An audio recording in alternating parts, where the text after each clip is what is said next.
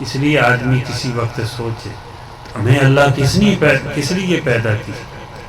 وما خلقت الجن والانس الا لیعبدون، ہمیں اپنی عبادت کے لیے پیدا کیا۔ اب یہ بھی نہیں ہے کہ عبادت ہم ہر وقت مصلی پہ بیٹھے رہیں، عبادت کی جو ہے مختلف مقامات ہیں عبادت۔ مسجد میں تو 5 وقت کی نماز ادا کرنی ہے، باقی عبادات معاشرے میں کرنی ہے۔ کبھی گھر کے اندر کچھ عبادات کی جاتی ہیں، کچھ بازار کے اندر کی جاتی ہیں، کچھ سڑک پہ چلتے ہوئے کی جاتی ہیں، کبھی دوستوں میں بیٹھے ہوئے کوئی عبادت کی جاتی ہے۔ مثلا دوست آئے اوپر سے تو وہاں اس وقت کیا عبادت ہے؟ السلام علیکم، کم از کم السلام علیکم ورحمۃ اللہ، السلام علیکم ورحمۃ اللہ وبرکاتہ۔ اب بیٹھے ہوئے کیا عبادت کریں گے؟ وعلیکم السلام ورحمۃ اللہ وبرکاتہ۔ یہ عبادت یہ عبادت ہے۔ اب کہیں جا رہے ہیں، راستے میں کوئی بھائی مل گیا ہے، السلام علیکم یا السلام علیکم ورحمۃ اللہ، یہ عبادت راستے میں کی جا رہی ہے۔ اگر گاڑی پہ بیٹھے ہیں تو بسم اللہ پڑھ کر سیٹ پہ بیٹھ کے الحمدللہ اللہ اکبر، یعنی وہاں دعائیں سبحان الذی سخر لنا ھذا وما كنا له مقرنین وانا الی ربنا لمنقلبون۔ مولا ہم اس کو اپنے کام میں اس سواری کو نہیں لگا سکتے، آپ نے جو ہے ہمارے لیے مسخر اس کو کر دیا ہے، ہمارے کام میں لگا دی، ہم آپ کی طرف ہی لوٹ کر آنے والے، یعنی آپ کے پاس جانے والے۔ اب یہی عبادت ہے۔ بازار میں گئے تو وہاں پر دعا ہے اللہم انی اعوذ بک من شر ھذا السوء، مولا آپ کی پناہ چاہتا ہوں، یہاں بازار میں اگر کوئی شر ہے تو بچائے رکھنا۔ یہاں عبادت ہے کہ فرمایا حضور صلی اللہ علیہ وسلم نے کہ بازار کے اندر کوئی چوتھا کلمہ پڑھے گا لا الہ الا اللہ وحدہ لا شریک لہ لہ الملک ولہ الحمد یحیی و یمیت وہو حی لا یموت بیدہ الخیر وہو علی کل شیء قدیر۔ کچھ الفاظ کم بھی ہیں، کچھ حدیثوں میں زیادہ بھی ہیں، جتنے بھی۔ اگر فرمایا یہ جو بازار کے اندر پڑھ لے چوتھا کلمہ، 10 لاکھ نیکیاں اللہ پاک عطا فرماتی ہے۔ 10 لاکھ اس کے گناہ معاف کرتی ہے، 10 لاکھ اس کے درجے بلند کرتے ہیں اور جنت میں اس کا گھر بناتے ہیں۔ یہ وہاں کی عبادت ہے۔ تو ہم نے عبادت جو ہے پورے ماحول کے اندر کرنی ہے، چاہے ہم کشتی میں بیٹھے ہیں، کہیں بحری بیڑا ہے وہاں بیٹھ گئے، وہاں کی بھی عبادت ہے۔ بسم اللہ مجریہا و مرساہا ان ربی لغفور الرحیم۔ ہم نے ہر مقام پہ جو ہے اللہ کو یاد رکھنا ہے۔ اللہ پاک نے ہمیں اس لیے پیدا کیا ہے۔ اگر کہیں چلتے چلتے گناہ ہو گیا ہے، ہو جاتے ہیں، گناہ ہو گیا، غلطی ہو گئی، کلمہ پڑھ لیں لا الہ الا اللہ محمد، معافی مانگ لیں مولا معاف کر دیں۔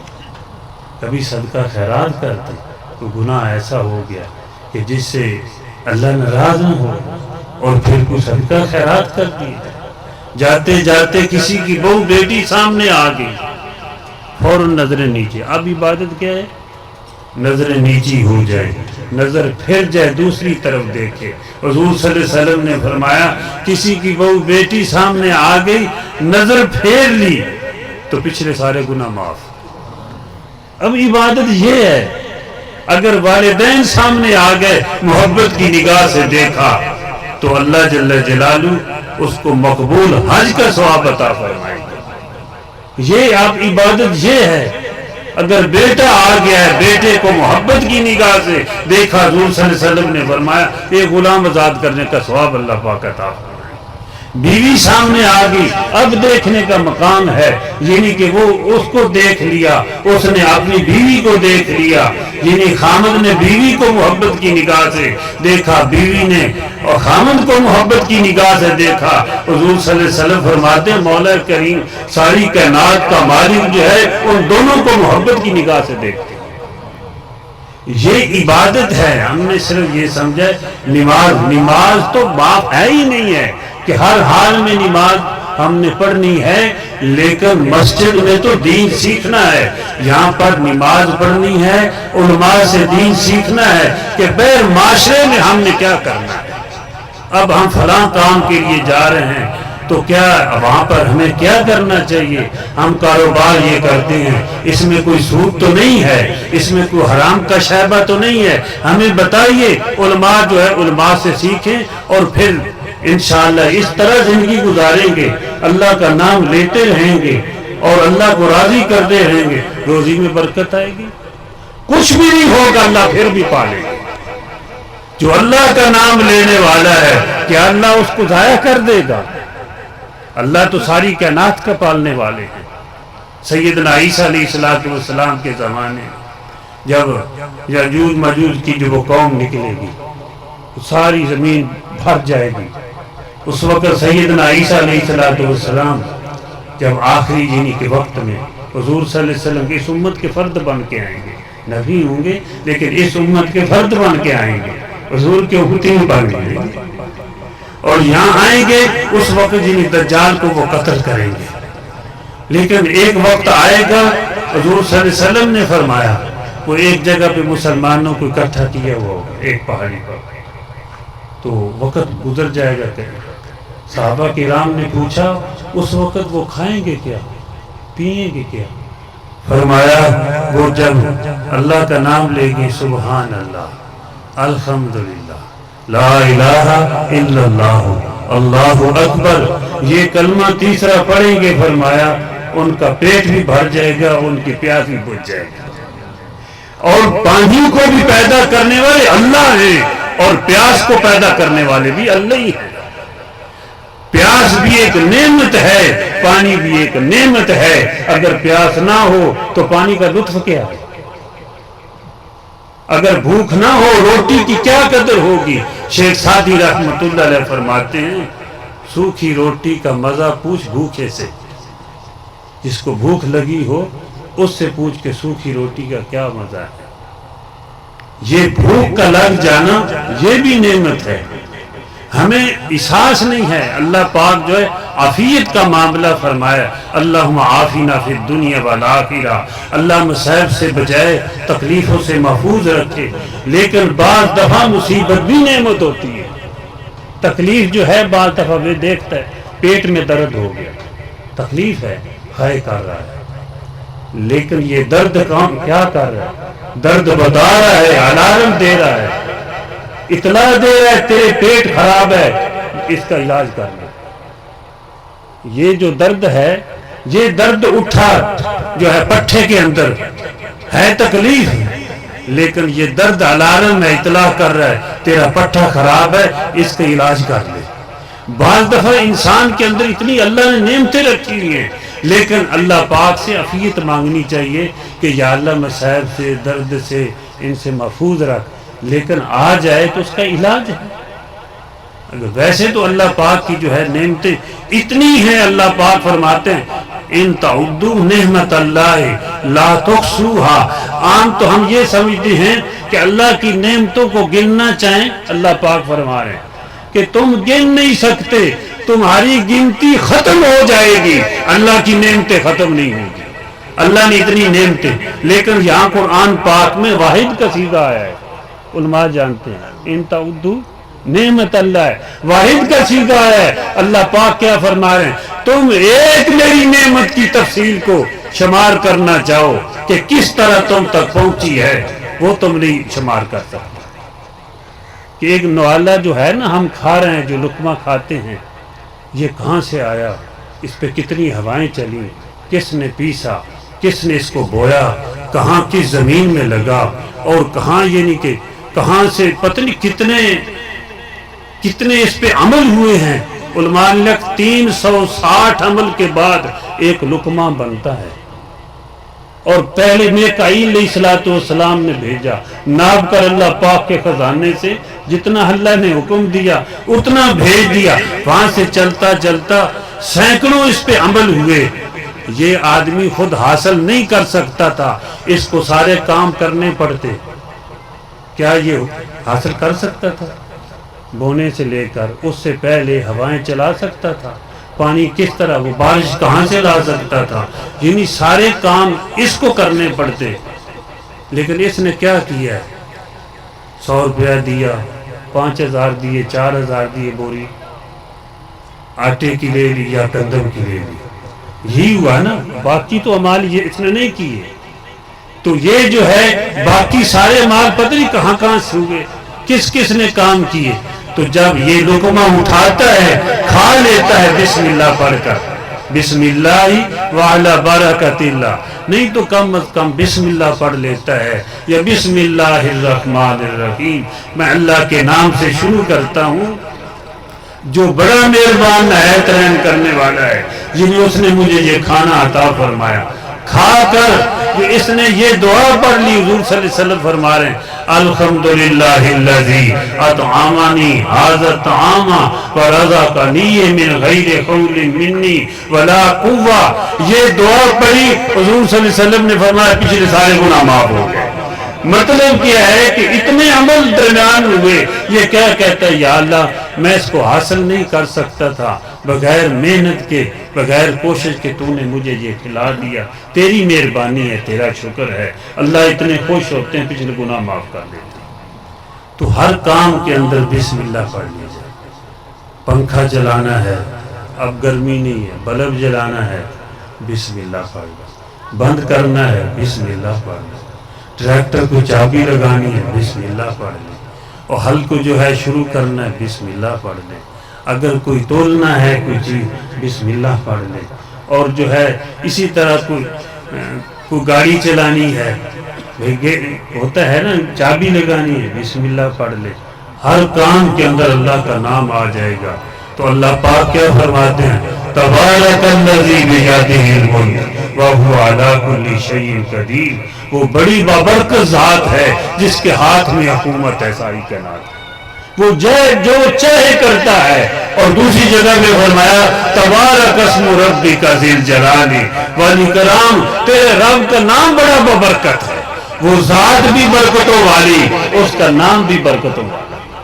تو ہر کام میں انشاءاللہ بسم اللہ کہیں گے نا، تو یہ جو ہے اللہ کا نام لیں گے، کام ہو گیا، الحمدللہ کہیں گے، تو بھائی کتنا بڑا ثواب مل گیا۔ تو روزانہ جو ہے کم از کم 100 مرتبہ کلمہ شریف جو آدمی پڑھتا ہے، فرمایا زمین آسمان کے درمیان یہ جو خلا ہے، تملأ بین السماء والارض، کہ زمین آسمان کے درمیان یہ جو خلا ہے، 100 مرتبہ کلمہ شریف پڑھنے والے کہ اللہ پاک اجر سے بھر دیتے ہیں، نیکیوں سے بھر دیتے ہیں، اور یہی سال ثواب بھی کر سکتے۔ اور جس ذات کی برکت سے یہ کلمہ نصیب ہوا، لا الہ الا اللہ محمد الرسول، اس پہ درود شریف ہو جائے۔ کم از کم آدمی 100 مرتبہ درود شریف پڑھ نہیں ہے تو 10 مرتبہ صبح و شام پڑھ۔ حضور صلی اللہ علیہ وسلم نے فرمایا جو 10 مرتبہ صبح و شام درود شریف پڑھتا ہے، ادرکت شفاعتی یوم القیامہ، فرمایا قیامت کے دن وہ میری شفاعت پائے گا۔ تو سب کو درود شریف تو آتی ہے، 10 مرتبہ صبح، 10 مرتبہ شام۔ حضور صلی اللہ علیہ وسلم فرما رہے ہیں میری شفاعت کو پائے گا۔ امید ہے، آدمی سوچتا ہے بھائی میں نماز نہیں پڑھتا، میں فلاں کام اچھا نہیں کرتا، تو درود شریف پڑھوں گا تو پھر بھی شفاعت حاصل ہوگی۔ ذہن میں آتی ہے نا بات کہ 10 مرتبہ درود شریف پڑھا، نماز بھی نہیں پڑھتا، اور جو ہے اچھے کام بھی نہیں ہیں، بہت ساری غلطیاں ہیں، تو پھر بھی شفاعت حاصل ہوگی انشاءاللہ، پھر بھی ہوگی۔ کوئی پابند تو ہو جائے، کوئی پابندی تو کرے، پکا تو ہو جائے میں نے پڑھنا ہے۔ اور سب سے افضل درود شریف درود ابراہیمی ہے، اور درود شریف ابھی میں نے پڑھے ہیں، درود شریف اور بھی بہت سارے ہیں۔ درود ابراہیمی تو سب کو آتا ہے، جیسے قرآن پاک سارا ہی برکت والا اللہ کا کلام ہے کہ نہیں، لیکن سورہ یاسین کا اپنا مقام ہے، سورہ رحمان کا اپنا مقام ہے، سورہ اخلاص کا اپنا مقام ہے، سورہ کوثر کا اپنا مقام ہے۔ ایسے یعنی کہ درود شریف سارے ہی برکت والے ہیں، لیکن جو درود ابراہیمی اس کا اپنا مقام ہے، اس میں اللہ کا بھی ذکر ہے، رسول اللہ کا بھی ذکر خیر ہے، اور آپ کی آل اولاد کا بھی ذکر خیر ہے، اولیاء کا بھی ذکر خیر ہے، آپ کے باپ دادا کا بھی ذکر خیر ہے۔ اللہ ابراہیم وعلی آل ابراہیم، پیچھے صدیاں سال چلا جاتا ہے، اور جو ہے اور کچھ نہیں، اگر زیادہ نہیں کر سکتے یہ 10 مرتبہ درود شریف اگر اس طرح پڑھیں گے افضل پڑھ لیں گے، اگر نہیں اور کوئی درود شریف پڑھ لیں تو انشاءاللہ پڑھیں گے۔ امید ہے اگر گناہ والی زندگی ہے تو اللہ توبہ کی توفیق دے دیں گے، حضور کے جو ہے بول کے اللہ لاج رکھیں گے کہ شفاعت تو اس کو دینی ہے، اس لیے مرنے سے پہلے توبہ کی توفیق دے دیں گے۔ امید ہے کہ مرنے سے پہلے توبہ کر لے، نمازی بن جائے، اللہ کا نام لینا شروع کر دے، داڑھی نہیں رکھی داڑھی رکھ لے، یعنی یہ ہے اللہ توفیق دے دے۔ لیکن کسی عمل میں آدمی پکا تو ہو جائے کہ یہ میں نے ضرور کرنا ہے، یا یہ ہے کہ جو 100 مرتبہ درود شریف، 100 مرتبہ نہ صحیح لیکن 100 مرتبہ کلمہ شریف پڑھ لیتا ہے، لا الہ الا اللہ محمد رسول اللہ، جو روزانہ پڑھتا ہے، فرمایا جب یہ قبر سے اٹھے گا اس کا چہرہ 14ویں کے چاند کی طرح چمکتا ہوگا۔ چلو یہ کر لے، وہ کچھ ہو وہ کر لے، وہ یہ کر لے۔ 100 مرتبہ پڑھتے ہو کتنی دیر لگتی ہے؟ یا 2-4 منٹ لگتی ہے۔ پہلے لا الہ الا اللہ محمد رسول اللہ، پھر لا الہ الا اللہ، لا الہ الا اللہ، بیچ میں کسی وقت لا الہ الا اللہ محمد رسول اللہ، لیکن آرام سے لا الہ الا اللہ۔ تو یہ کلمہ شریف پڑھ لے تو انشاءاللہ اگر جب چہرہ اللہ چمکائیں گے تو چہرہ چمکانے والے اعمال بھی عطا فرمائیں گے۔ ایسی اور کچھ نہیں ہے، روزانہ استغفار ہو جائے، استغفر اللہ ربی من کل ذنب واتوب، 100 مرتبہ تو ہونی چاہیے۔ ہم گناہگار لوگ، میں تو بھائی بڑی استغفار کرتا ہوں، کسی کی کہ اور استغفار اور زیادہ نہیں کر سکتے، چلو کم از کم استغفر اللہ استغفر اللہ، سارا دن یا اللہ آج گزر گئے، بڑی غلطیاں کی، استغفر اللہ استغفر اللہ۔ ایک تسبیح ہو جائے، ایک تسبیح پڑھ لیں، اس کا فائدہ کیا ہوگا؟ حضور صلی اللہ علیہ وسلم نے فرمایا جو آدمی اپنے گناہوں پر استغفار کرتا ہے، اللہ سے معافی مانگتا ہے، فرمایا دل کا غم، دل کی پریشانی اللہ دور کرتے ہیں۔ اب کسی ڈاکٹر کے پاس یہ علاج ہے میری دل کی پریشانی دور ہو جائے؟ حضور صلی اللہ علیہ وسلم کے دروازے سے، آپ کے در سے یہ علاج ملتا ہے۔ تو جو آپ نے فرمایا دوسرا فائدہ یہ اللہ تنگیوں سے نکال لے گے۔ آدمی تنگ ہوتا ہے، پریشان ہوتا ہے، پریشانیاں گھیر لیتی ہیں، اگر عالم کے اندر آدمی سچے دل سے توبہ کر کے استغفار کرنا شروع کر دے، اللہ معاف فرما دے۔ استغفر اللہ استغفر اللہ، اپنی زندگی سے گناہ نکالنے کی کوشش کرے اور استغفار کرتا رہے، فرمایا اللہ تنگیوں سے بھی نکال لیں گے۔ اور تیسرا فرمایا اللہ پاک ایسی جگہ سے اس کو روزی عطا فرمائیں گے جہاں سے گمان بھی نہیں ہوگا، اللہ وہاں سے کاروبار عطا فرما دیں گے، وہاں سے گاہک بھیج دیں گے، وہاں سے اللہ سودا کروا دیں گے، یہاں گمان ہی نہیں ہوگا۔ اس لیے یہ کام تو بڑے ہیں نہیں، یہ ہمارا دین ایسا ہے اس سے دنیا بھی بنتی آخرت بھی بنتی ہے۔